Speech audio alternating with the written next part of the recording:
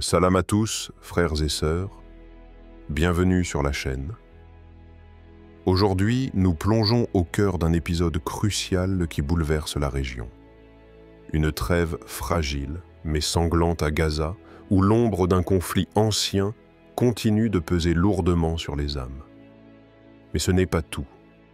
L'Algérie, ce pays au rôle historique dans la lutte pour la justice, s'avance désormais sur la scène avec une force nouvelle. Et au-delà des événements visibles, une présence mystique et profonde s'étend sur la région. L'ombre du Mahdi, ce guide caché qui promet un changement spirituel et humain d'une ampleur inégalée. Dans cette vidéo, nous explorerons ces réalités à travers une méditation sur la douleur, l'espoir et la lumière qui brille dans l'obscurité. Préparez-vous à ressentir, réfléchir et ouvrir votre cœur à une compréhension plus profonde. 1. Style méditatif et contemplatif. La trêve sanglante et l'écho des souffrances. Dans le tumulte incessant des bombes, au cœur des cris étouffés par la peur, Gaza pleure. Ce lieu, chargé d'histoire et de souffrance, semble aujourd'hui porter sur ses épaules un poids plus lourd encore, une trêve fragile, tissée de sang et de larmes, oscillant entre espoir et désespoir. C'est une trêve qui ressemble à un souffle suspendu, un fragile murmure d'accalmie qui pourtant porte en lui les échos d'une violence toujours présente. La poussière retombe doucement sur les ruines, mais le cœur des habitants bat encore, battant au rythme d'une douleur invisible, intime et collective. Chaque pierre brisée, chaque maison dévastée, raconte une histoire où l'âme humaine lutte pour survivre dans l'ombre d'une guerre qui semble ne jamais vouloir finir. Ici, le silence n'est jamais véritable, car il est habité par les souvenirs des bombes, des cris et des espoirs déçus. Il est difficile d'imaginer ce que signifie vivre chaque jour dans une telle incertitude, dans cette attente qui consume. Mais pourtant, même dans cette nuit profonde, un souffle de vie persiste. Il y a dans le regard de ceux qui restent, dans la force de ceux qui continuent à marcher, une lumière que rien ne semble pouvoir éteindre. Un vieux sage d'une contrée voisine racontait, il y a bien longtemps, qu'au cœur de la nuit la plus noire, même la plus petite lumière devient un phare pour ceux qui cherchent leur chemin. Cette lumière, aussi fragile soit-elle, brille avec une intensité qui défie les ténèbres environnantes. Dans un petit village pas loin de Gaza, une mère berçait son enfant sous un ciel étoilé. Son souffle doux et calme comme une prière muette. Elle murmurait des mots d'espoir, demandant silencieusement à ce que la paix cesse d'être un rêve lointain et devienne une réalité tangible, un présent pour ses enfants. Ce geste simple, presque invisible, nous rappelle que la paix ne naît pas toujours dans le fracas des grandes décisions politiques ou des puissances militaires. Elle naît d'abord dans le silence des cœurs, dans cette force intérieure qui refuse de céder à la peur et au désespoir. Cette mère, à travers son amour et son courage, incarne cette lumière. Son berceau est un sanctuaire où l'espoir trouve refuge, même quand tout semble perdu. Mais comment garder cette lumière au fond de soi, quand autour de nous, la violence déchire les vies et sème la destruction? Comment nourrir cet espoir quand les échos de la guerre semblent vouloir engloutir chaque once de paix? C'est une question que chacun d'entre nous doit se poser, car la paix commence d'abord en nous, dans notre capacité à résister aux ténèbres qui cherchent à nous envahir.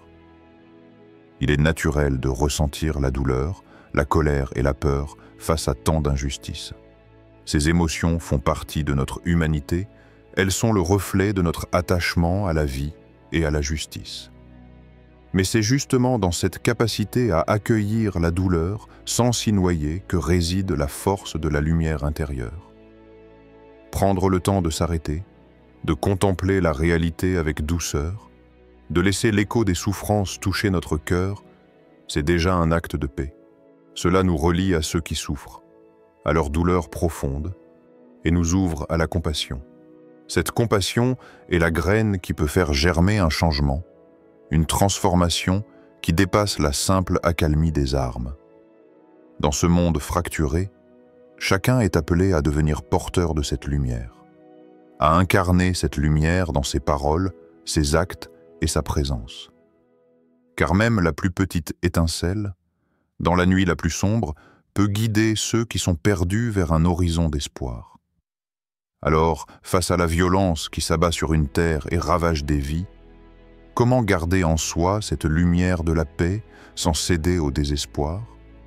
C'est une invitation à cultiver la patience, la foi et la résilience, à se tourner vers ce qui est profond et immuable en nous. C'est un appel à ne pas laisser l'obscurité envahir nos âmes, mais à puiser dans la sagesse d'Allah ce souffle vivifiant qui transforme la douleur en force et la peur en courage. 2. Style prophétique et visionnaire. L'Algérie entre en scène, une main tendue dans l'ombre. Dans le grand théâtre des nations, lorsque les échos des conflits semblent emprisonner la région dans un cycle infini de douleur, une lumière inattendue se lève. L'Algérie, avec son histoire chargée de lutte pour la liberté et la justice, s'avance aujourd'hui, non plus en spectatrice silencieuse, mais en acteur engagé. Elle se dresse comme un phare dans la tempête, une force qui refuse l'ombre de l'indifférence. Ce pays au cœur du Maghreb, riche de ses révolutions passées et de son peuple fier, sait que l'heure n'est plus à l'attente ni à la résignation. Elle choisit de tendre la main, d'ouvrir son cœur à la douleur de Gaza, à la souffrance de sa terre meurtrie. Ce geste, simple en apparence, porte en lui une charge puissante, celle de la responsabilité collective. L'Algérie sait que le destin de cette région, si longtemps marquée par la division et la violence, ne doit plus être dicté par les ambitions des puissances lointaines, ni par le jeu des intérêts cachés. Ce sont les peuples, leurs âmes éveillées, leur conscience en éveil, qui détiennent la clé d'un avenir nouveau. Un avenir où la justice, la paix et la dignité humaine ne seraient plus des idéaux lointains, mais des réalités palpables. Un ancien conte parle d'un homme qui, dans la nuit profonde, fit un pas. Ce pas, humble et solitaire, était le début d'un changement irréversible. Il ouvrit la voie, il guida une foule, un peuple, un continent entier vers un nouveau jour. Ce pas n'était pas simplement un mouvement physique, mais un acte de foi, de courage et de détermination. L'Algérie incarne aujourd'hui ce pas d'espoir. Son engagement, silencieux mais ferme, son soutien discret mais déterminé, sont les signes d'un souffle de renouveau. Ce souffle vient briser les chaînes du passé et ouvrir les portes d'un futur où la paix et la justice pourraient enfin régner. Mais ce rôle ne peut être celui d'une seule nation. La main tendue de l'Algérie est un appel, une invitation à chacun d'entre nous à réfléchir à sa propre part de responsabilité. Face à l'ampleur des défis, face à la complexité des conflits, il est facile de se sentir impuissant. Pourtant, chaque geste compte, chaque voix peut s'élever. Quelle est alors la part de responsabilité individuelle et collective dans la construction d'un avenir de justice et de paix? Comment chaque âme, chaque conscience peut-elle devenir un agent de changement, un artisan de réconciliation? C'est une question qui résonne profondément dans nos cœurs, car elle nous invite à dépasser l'observation passive pour devenir des acteurs actifs de la transformation. La responsabilité ne se limite pas aux dirigeants ou au gouvernement. Elle est partagée par tous ceux qui aspirent à un monde meilleur. Elle se manifeste dans nos paroles, dans nos choix, dans notre capacité à cultiver la solidarité et la compassion. Elle s'exprime aussi dans la patience, dans le refus de céder au cynisme, dans la persévérance face aux épreuves.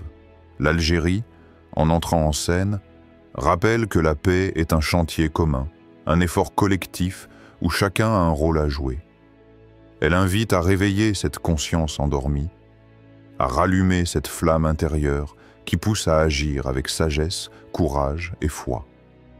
Dans cette dynamique, chaque individu est invité à se poser la question: que puis-je faire, à mon échelle, pour bâtir un avenir où la justice ne serait plus un rêve, mais une réalité? Comment puis-je contribuer à cette trêve sanglante, fragile mais porteuse d'espoir, qui pourrait un jour devenir la paix durable pour Gaza et toute la région? Ce questionnement est une étape essentielle, un appel à l'éveil spirituel autant qu'à l'engagement concret. Car, comme le souffle du vent qui pousse une voile, la responsabilité collective trouve sa force dans la contribution de chaque âme éveillée. Ainsi, en regardant vers l'Algérie aujourd'hui, nous sommes invités à ouvrir les yeux et le cœur sur notre propre capacité à changer le cours des choses. Le temps n'est plus à la passivité, mais à l'action consciente, à l'espoir éclairé par la sagesse et la foi. 3. Style mystique et symbolique. L'ombre du Mahdi qui s'étend sur la région. Au cœur des ténèbres qui enveloppent notre époque, une présence invisible glisse silencieusement entre les fissures du temps. Cette présence, c'est l'ombre du Mahdi, ce guide voilé dont la lumière ne se révèle pas aux yeux du monde, mais à ceux qui savent écouter le murmure de l'âme.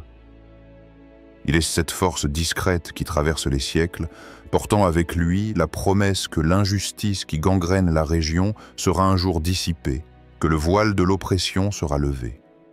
Le Mahdi n'est pas un simple personnage historique ou un héros attendu sur la scène publique. Il est un symbole, une essence spirituelle. Son ombre ne cherche pas à imposer ou à conquérir, mais à éveiller. Elle est une invitation profonde à réveiller l'âme endormie, à ouvrir la conscience à une vérité souvent voilée par le tumulte des événements extérieurs. Dans le mystère de cette ombre, il y a une leçon essentielle. Le changement véritable ne s'impose pas par la force visible, mais par la transformation intérieure. Le Mahdi est ce souffle léger, ce vent subtil qui traverse les cœurs purs, qui secoue doucement les racines du sommeil spirituel. Une ancienne sagesse raconte qu'un maître spirituel enseignait à ses disciples que lorsque la tempête semblait durer éternellement, le vent du changement finissait toujours par souffler. Mais ce vent ne se manifeste pas dans le fracas ou la violence, il souffle là où le cœur est pur et ouvert, là où l'esprit cherche la lumière au-delà des apparences. Le Mahdi est ce vent silencieux mais puissant. Il n'arrive pas pour détruire, mais pour purifier, pour rallumer cette flamme de vérité enfouie au plus profond de chaque être. Son ombre enveloppe la région, non comme une menace obscure, mais comme un voile protecteur, un appel à l'éveil. Face à cette présence subtile, la question qui se pose à chacun de nous est profonde et intime. Comment pouvons-nous reconnaître ces signes de transformation, ces murmures du changement dans nos vies personnelles et dans le tissu même de nos sociétés? Sommes-nous capables d'ouvrir notre regard intérieur, d'accueillir ces symboles invisibles qui annoncent une révolution silencieuse de l'âme? Reconnaître le souffle du Mahdi, c'est apprendre à discerner ce qui transcende les apparences, c'est cultiver cette écoute attentive qui va au-delà du bruit des conflits et des peurs. C'est se préparer, dans la patience et la foi, à participer à cette métamorphose profonde qui dépasse les simples événements politiques pour toucher au cœur même de la conscience humaine. Accueillir cette transformation demande une humilité sincère et une ouverture du cœur. Cela signifie accepter que la véritable victoire ne se mesure pas en conquête terrestre, mais en victoire spirituelle, en renaissance intérieure. Ainsi, l'ombre du Mahdi s'étend sur la région comme une invitation à plonger dans la profondeur de notre être, à éveiller cette partie de nous qui aspire à la justice, à la paix et à la vérité. C'est une invitation à devenir, chacun à notre manière, des porteurs de lumière dans la nuit du monde.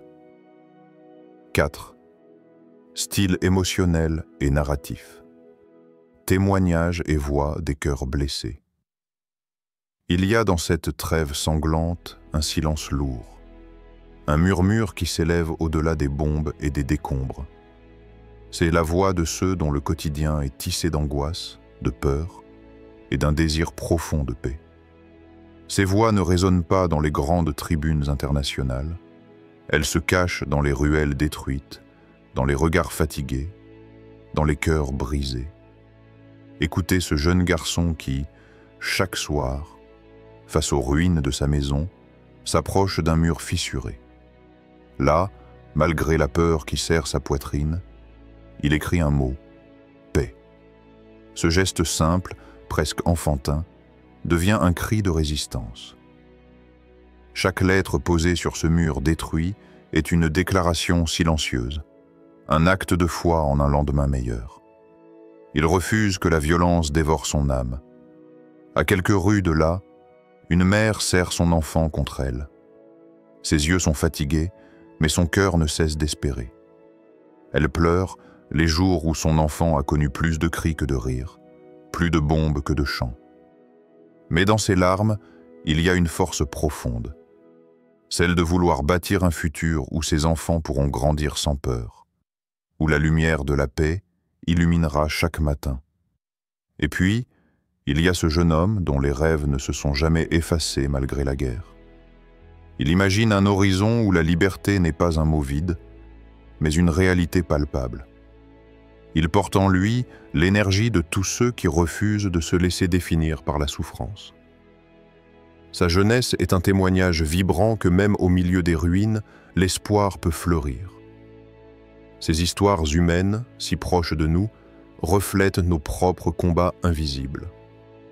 Chaque spectateur peut retrouver en eux un écho de ses blessures intérieures, de ses peurs et de ses espoirs.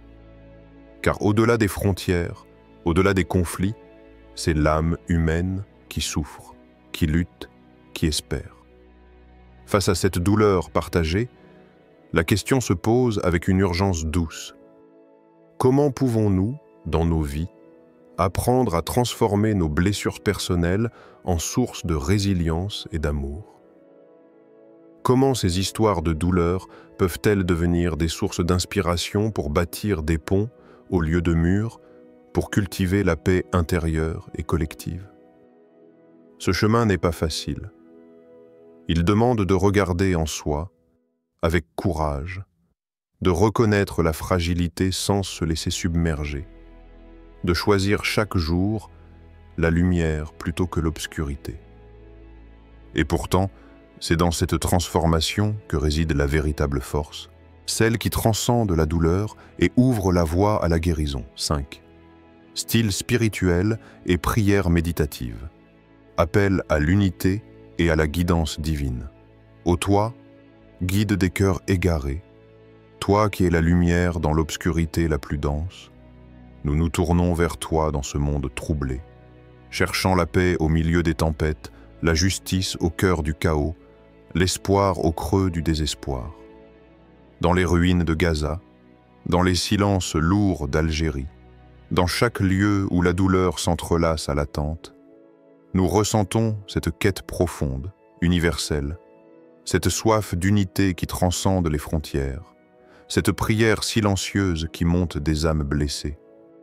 Ô lumière divine, éclaire la voie de ceux qui cherchent, de ceux qui, dans la nuit de l'ignorance et de la haine, cherchant à bâtir des ponts plutôt que des murs, à tendre la main plutôt qu'à serrer le poing, à allumer la flamme de la compassion plutôt que de nourrir les braises de la rancune. Que l'ombre du Mahdi, ce guide voilé et bienveillant, soit ce phare lumineux dans la nuit profonde, un rappel que même dans les ténèbres les plus épaisses, la lumière d'Allah ne faillit jamais, ne faiblit jamais. Il est la promesse que la justice divine finira par triompher, que la paix, véritable et durable, viendra comme un souffle nouveau. Ô toi qui es le refuge des cœurs tourmentés, unifie les âmes dispersées par la colère et la peur, élève les esprits au-delà des conflits et des rancunes, apaise les cœurs qui saignent sous le poids des pertes et des séparations.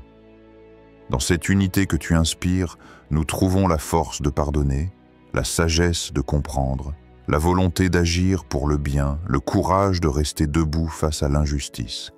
Car, au-delà des luttes visibles, c'est dans la transformation intérieure que réside la clé, dans le réveil de la conscience, dans l'éveil des âmes. C'est là que la véritable paix commence, non pas dans les accords éphémères ou les trêves fragiles, mais dans la réconciliation du cœur avec la vérité divine. Nous savons que ce chemin est ardu, qu'il demande patience et persévérance, qu'il invite à dépasser les rancunes anciennes, à embrasser l'autre dans sa différence, à marcher ensemble vers un avenir où la justice est lumière. Ô toi, source de toute sagesse, inspire en nous la paix qui vient de toi, cette paix qui apaise les tempêtes intérieures, cette paix qui guide nos pas vers la fraternité et la solidarité. Nous te demandons humblement d'illuminer les cœurs de ceux qui ont le pouvoir d'agir, de leur insuffler la conscience du poids de leurs décisions, de leur rappeler que chaque choix porte en lui la semence d'un futur, que chaque acte est une pierre posée dans la construction du monde, que cette lumière divine touche les âmes endurcies, qu'elle dissipe les ombres de la haine et de la peur, qu'elle ouvre les portes de la compréhension mutuelle et qu'elle fasse naître dans chaque cœur un désir sincère de paix.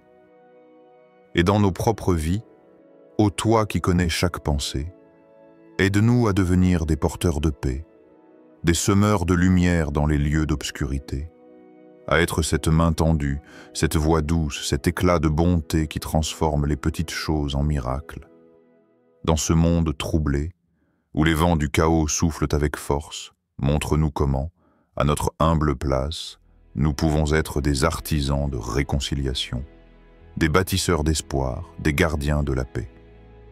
Que la prière qui monte de nos cœurs s'unisse à celle des innocents qui pleurent en temps silence, à celle des mères qui veillent sur leurs enfants dans la peur, à celle des jeunes qui rêvent d'un avenir sans violence. Qu'ensemble, unis dans cette quête sacrée, nous soyons la lumière qui perce les ténèbres, le souffle qui ranime la flamme éteinte, la main qui guide vers des horizons nouveaux. Ô toi, Seigneur de la miséricorde, ne permets pas que nos cœurs se ferment à l'espoir, que nos âmes s'endurcissent face à la douleur, mais ouvre-nous à la compassion, à la solidarité, à la foi en un renouveau divin. Dans ce moment suspendu entre le passé et l'avenir, entre la douleur et l'espérance, nous remettons nos vies, nos combats, nos prières, à ta sagesse infinie, à ta justice éternelle. Et dans le silence de cette méditation, nous entendons l'appel à la paix, la voix douce du Mahdi qui invite à l'éveil, le souffle d'Allah qui murmure « Soyez la lumière du monde, soyez la paix sur la terre ». Question finale pour la méditation personnelle. Dans ce monde troublé, comment puis-je être un porteur de paix et un semeur de lumière? Comment puis-je, dans mes pensées, mes paroles, mes actes, contribuer à apaiser les cœurs et à construire un avenir plus juste? Quel pas puis-je faire aujourd'hui pour incarner cette paix intérieure qui, à son tour, transformera le monde autour de moi? Alors que cette trêve fragile flotte entre la guerre et la paix, alors que les peuples se lèvent et que l'ombre du Mahdi éclaire les consciences, une question demeure. Quelle part de lumière allons-nous choisir d'incarner dans ce monde, souvent obscurci par la haine et la douleur? La paix ne commence pas seulement dans les accords ou les gestes politiques, elle commence dans le cœur de chacun d'entre nous. Que cette vidéo soit un appel à l'unité, à la responsabilité et à la foi en une transformation spirituelle profonde. N'oubliez jamais, même dans les nuits les plus noires, la lumière divine ne faillit jamais. Qu'Allah guide nos pas vers la paix et l'harmonie. Merci de votre présence, prenez soin de vous et à très bientôt pour un nouveau voyage dans la sagesse.